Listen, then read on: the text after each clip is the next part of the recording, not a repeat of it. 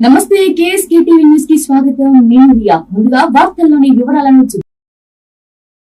గుత్తిలో ఘనంగా బలిజ సంఘం welfare society ఆధ్వర్యంలో ప్రతిభ అవార్డుల ప్రదానోత్సవం.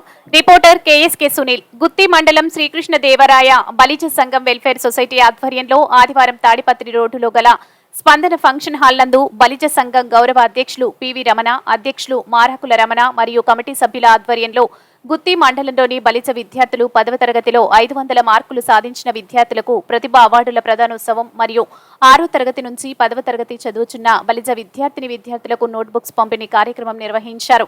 ఈ కార్యక్రమానికి ముఖ్య అతిథిగా దక్షిణ భారతదేశం కాపు బలిజ తెలగ ఒంటరి కన్వీనర్ దాసరి రాము, గుత్తి టీడీపీ ఇన్ఛార్జ్ గుమ్మనూరు నారాయణ మరియు బలిజ సంఘం నాయకులు హాజరయ్యారు.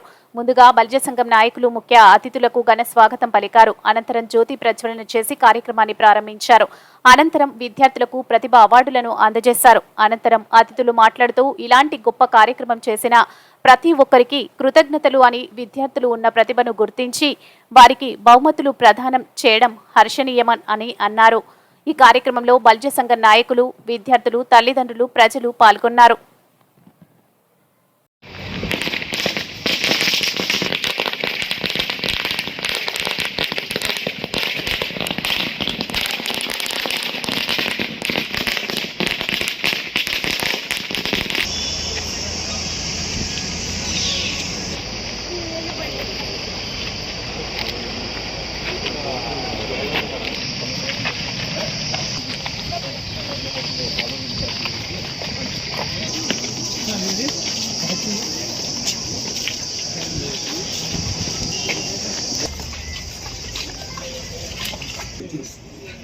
కొంచెం ముందుకు పోనా మీరు వస్తే వాళ్ళని నిలబెట్టిస్తాను.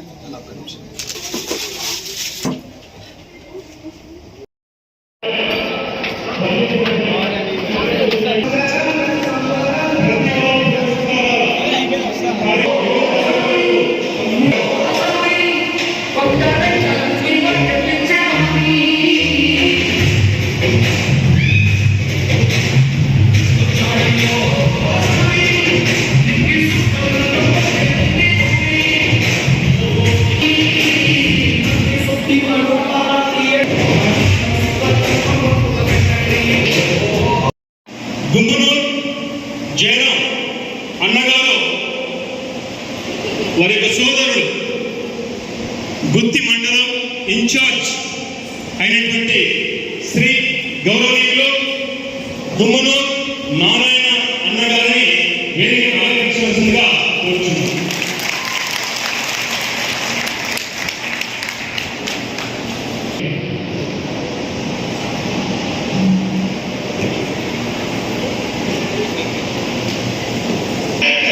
శ్రీకాకుళంలో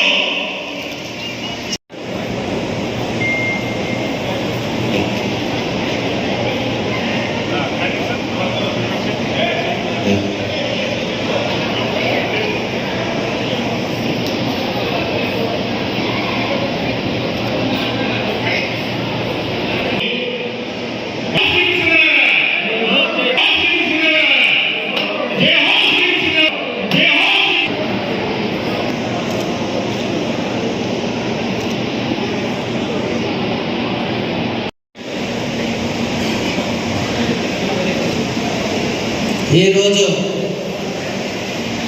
ఇంత మంచి కార్యక్రమానికి ఆహ్వానించిన నా బలిజ సంఘం కుటుంబ సభ్యులందరికీ, అదేవిధంగా బలిజ సంఘం పెద్దలకు, ఇక్కడ వచ్చిన నా మిత్రులు అయినటువంటి ప్రతి ఒక్కరికి మా గుమ్మనూరి ఫ్యామిలీ తరఫున ధన్యవాదాలు తెలియజేసుకుంటున్నా. నేను చూసిన ఎన్నో సంఘాలు చూసినా, ఎన్నో కార్యక్రమాల్లో పాల్గొన్నా, కానీ అన్ని సంఘాలు ఉంటావు, కానీ కొన్ని సంఘాల మాదిరిగా ప్రోత్సహించాలంటే ఇలాంటి కార్యక్రమాలు ఏర్పాటు చేయాలి. ఇలాంటి కార్యక్రమాలు ఏర్పాటు చేస్తున్న మీ సొసైటీకి మా గుమ్మనూరు ఫ్యామిలీ తరఫున కృతజ్ఞతలు తెలుపుకుంటున్నానన్నా. నాకు ఈ గుత్తి మండలానికి వచ్చిన తర్వాత నాకు ఎక్కువ అటాచ్మెంట్ మీ కుటుంబాలతోనే, మన కుటుంబాలతో నాకు ఎక్కువ అటాచ్మెంట్ ఉంది. ఎందుకంటే మన అప్పుడే నవ్వుతూ ఎక్కువ నుండి బాబా బామారిది మామ అని పిలుస్తుంటారు. నేను కూడా వాళ్ళ ఫాదర్ని మామ అని పిలుస్తుంటా. ఎందుకంటే మీ కుటుంబంలో బలిజ కుటుంబంలో చెందిన కమలమ్మ నా భార్య. ఎందుకు ఈ మాట చెప్తున్నారంటే నేను కూడా మీ కుటుంబంలో సభ్యుడు అని చెప్పి ఈరోజు మాట చెప్తున్నా. ఏమంటే ప్రతి విషయంలో నేను ఇక్కడికి వచ్చిన తర్వాత మా బావ వచ్చినాడు, మా బామార్ది వచ్చినాడు, మనమందరం కష్టపడి చేయాలా మన కోసం అని చెప్పి నా ఎంత కష్టపడుతూ ప్రతిరోజు తిరిగిన వ్యక్తులు ప్రతి ఒక్కరు ఉన్నారని చెప్పి ఈరోజు ఈ సభాముఖంగా తెలియజేసుకుంటున్నానన్నా. ఎందుకంటే మీ అటాచ్మెంట్ అనేది నాకు చాలా తోడ్పాటిచ్చింది, ఒక బలం ఇచ్చింది. దేశంలోనే బలమైన ఒకటంటే ఒక బలిజ సంఘం అని చెప్పి ఈరోజు ఈ సభాముఖంగా తెలియజేసుకుంటున్నా. అది నిరూపించిన వ్యక్తి కూడా మన కొనదల పవన్ కళ్యాణ్ అని చెప్పి ఈరోజు సభాముఖంగా తెలియజేసుకుంటున్నా. ఇవన్నీ అనేది కాదు, మీరు ముఖ్యమంత్రి కావాలని నాకు మైనట్టు, ఈ దుర్మార్గ పాలన పోవాలంటూ ఇచ్చిన సీట్లకి 21 సీట్లకి అంకితమైన వ్యక్తి మన పవన్ కళ్యాణ్. అయినా కూడా బలిజ అంటే బలమని నిరూపించుకున్న వ్యక్తి మన పవన్ కళ్యాణ్. ఎందుకు ఈ మాట చెప్తున్నారంటే 21 సీట్లకి అంకితమైన 21 సీట్ని గెలిపించుకున్న మన రాష్ట్రంలో ఉన్న ప్రతి ఒక్కరికి ఈరోజు బలిజ సంఘం తరపున ధన్యవాదాలు తెలియజేసుకుంటున్నాం. అదేవిధంగా కూటమిలో బీజేపీ, జనసేన, టీడీపీ పార్టీల్లో బలం ఎక్కడ వచ్చిందంటే బలిజ అనే పవన్ కళ్యాణ్